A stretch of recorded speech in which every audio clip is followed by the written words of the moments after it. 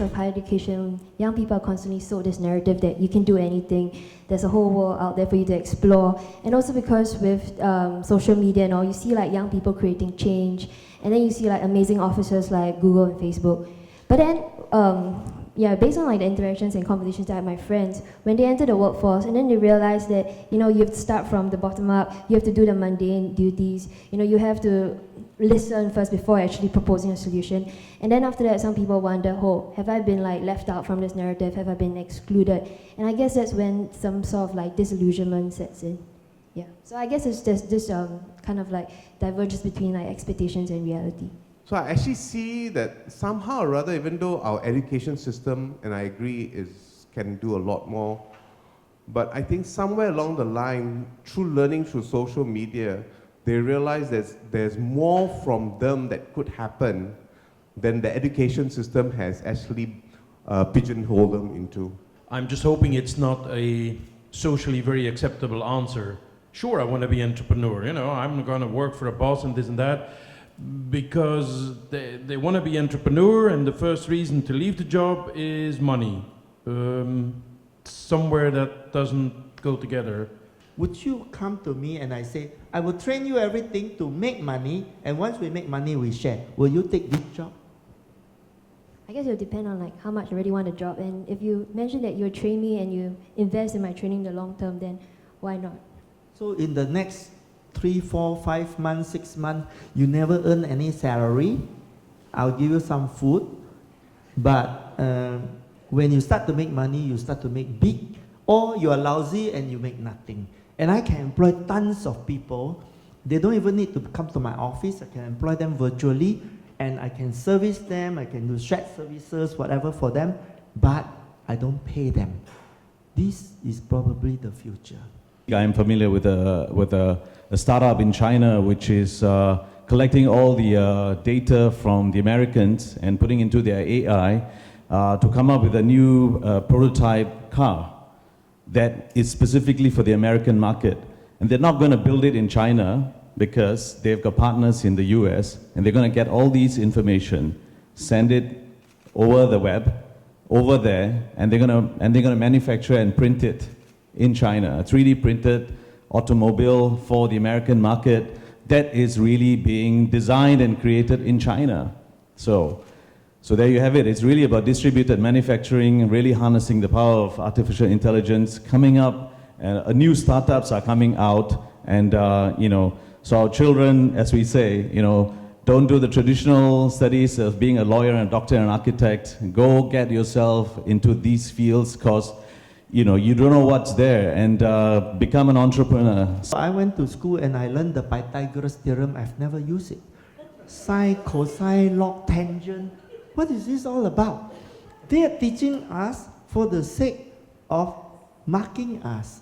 So the entire educational system has become a marks factory. I think that the biggest mistake that companies can make are they become what I call an innovation theater. Everyone is talking about innovation and digitalization, but it's just a show, it's just a play, it's just a theater. And now actually go-karting, compared to when I first started, is becoming very, very expensive. It's very, very expensive to get kids into it and everything now. A lot more than when I was, when I first started. Now everyone's using tuner engines, so I think the FIA needs to look at a way to sort of make it more available for a wider range of talent. And I think if there is one area where AI or machine learning or whatever helps to cross that barrier, then it is language. What we do, for example, is we have cross-language applications. That means that you could send your CV in Chinese and it'll be matched with a Portuguese job description or the other way around. We're actually, right now, we're launching a platform in Rio de Janeiro, a job platform where people can apply for jobs by simple text messaging or by speaking. You know, they can just say, I'm a plumber and I do this and that and whatever, and they can do it in Portuguese and they'll get the jobs even if the jobs are maybe written in English. I mean, it works across language. That's exactly what technology helps, to cross that barrier of language, whether it's spoken or written or any other shape or form. English is still the language to be used, whether for programming, for operation and all. And for ease of upgrading the technology, it has to be a common communication language in that sense. Employers love automation, love predictability, don't like employees who has moods, quarrel with colleagues, couldn't get along, resign, join competitor, ask for more pay, has off days, don't work 24 hours. Of course they prefer the robots. Now what you need to do is to actually become a very good human being. In our family, we never fire anyone. So our staff, the oldest staff with us today is 40 years. All right, she saw me grow up, literally.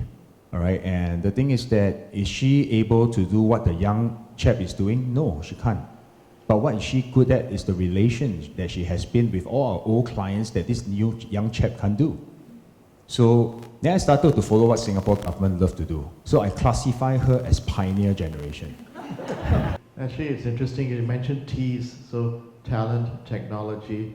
Richard Florida in the Flight of the Creative Class mentioned tolerance, hiring people regardless of their sexual orientation, which makes California always, the place where things are happening. And of course, earlier in the session, I can see the thread in today's sessions, what's happening in Israel. Although I've not visited Israel, I hear many good things happening there. There's one more T, which is transformative. With so many people getting out of jobs, in future, what do they do with their spare time? With so many people within the workforce doing the gig economy, after I've done a 6-month implementation of an engine for you in the port, I receive my $50,000 payment and I'm not working for the next 6 months. I'm satisfied with my $50,000 a year salary. What do I do with my free time? Content, entertainment.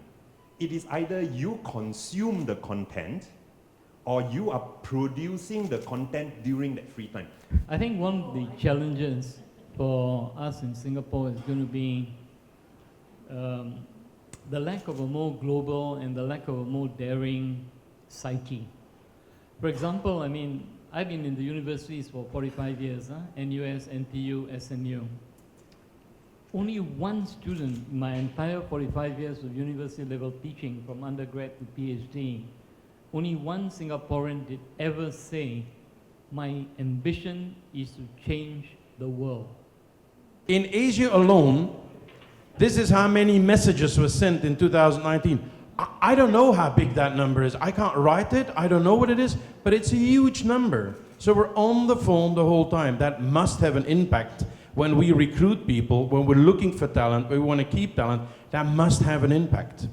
If you look at mobile as a device itself, right, this has evolved from different aspects of technology itself. Well, you had powerful SLR or DSLR cameras in the past, you had good phones, you had a lot of desktop applications that you used to use.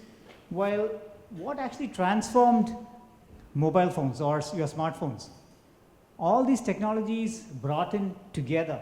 That's what actually made it as a package called an iPhone that came in 10 to 12 years ago. And that actually transformed the way we work, the way consumers consume content, consumers buy, and various aspects of what we see today. Technology can connect us to our customers. So we thought, okay, if somebody's going to disrupt our industry, it's going to be something like an Airbnb for storage, where they just connect customers to people with empty floor space. So rather than wait to be disrupted, we invented our own disruptor. and that business is only just starting out. This is something that we talk about a lot in innovation, and it's true in biotech. We call this the valley. There's a valley of death in terms of resources. People often talk about it in terms of capital, that nobody really wants to invest in this kind of 2-3 years of downtime where you're not going to show any cool results. But a key part of that is actually talent. We need talent that can help us bridge that gap. In Indian cuisine is very different cuisine. You know, like you have thousands of chefs and thousands of chefs said my recipe is the best chef. So they always fight for their own recipes. That's why I always say when we see the French cuisine, Italian cuisine, it's so fantastic. We have the mother sauces, mother recipes like a brown sauce, a white sauce, could be a spagnol sauce. So you will find the same quality all over the world, but touchwood Indian cuisine don't have. So I have worked on that in my back of the kitchen. So whoever the new chef comes, a new talent comes, I try to nurture in that and try to make them to understand, and it's easy to give the good quality food. From 2024 onward will be period 9, which is the fire element that we're talking about that has got to do with the visual and the heart, that has also got to do with creativity, that has also got to do with brightness. If you look at the fire element, it has got to do with the media, it has got to do with anything that spread fast in terms of speed. And that makes so much sense that while your 5G is coming up now, everything is about speed. Everything is about now, if possible. Yeah? No more waiting. Our kids, we want to start them from young, learning the right principles and all. Because eventually when they come out to work, when they develop, when they create technology, when they create robots and so forth, they will still have those imbibed principles with them that they have to operate from that perspective. Nothing wrong with technology. I think like what Valdemar have said, you know, we have to move with times. If we hold back, we will be behind time in a sense. So advancement is, in a way, dependent on the advancement of technology that we can come out with, but we must never forget that, yes, the emotional, the social, the humanity side needs to still stay with us. The new port we're building in Singapore is going to be 65 million TEUs, I mean container equivalent. Today, we're the second busiest port in the world and the largest transshipment port in the world, and we only have 36 million TEUs. So imagine the size. Now, we calculated that for that size, you know how many new lorry drivers we need? 8,000 new lorry drivers, right? And then with all the political constraints around bringing foreigners to do that job, can we find 8,000 Singaporeans who want to be lorry drivers? I can conclude family business with 4-letter word called love. It's the love that causes a lot of problem. I love you too much, I don't want you to fall. All right, but I love you so much, I'm also strangling you. So what is right, what is wrong? I shared with my wife, I said, when we get married, she has to remember 3 things. This is true. I told her she has to remember 3 things. Firstly, don't ever ask about the family business. Secondly, don't ever ask about the family. And the third thing is, if you have something to ask and say, it must be good. This is 18 to 30 years old, right? Yes. So I think there is a huge influence of the digital companies. And so we see this whole new trend since Google, Facebook, Twitter, which has created this trend of what we see here in RICO, which is different spaces, more collaborative with different kinds of niches.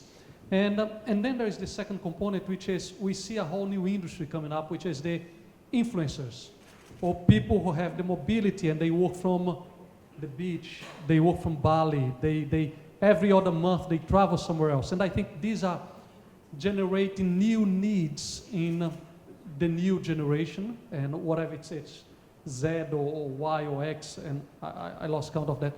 But I think we are dealing with a new workforce who has different ambitions than what we had, because they see what us or our parents went through. My father worked 30 years in the same bank, and the maximum I worked in a company has been between 4 and 8 years. And I see my kids working for 6 months or working for a year or working in a project like Jack Shed, which has just come, have a project with the gig economy.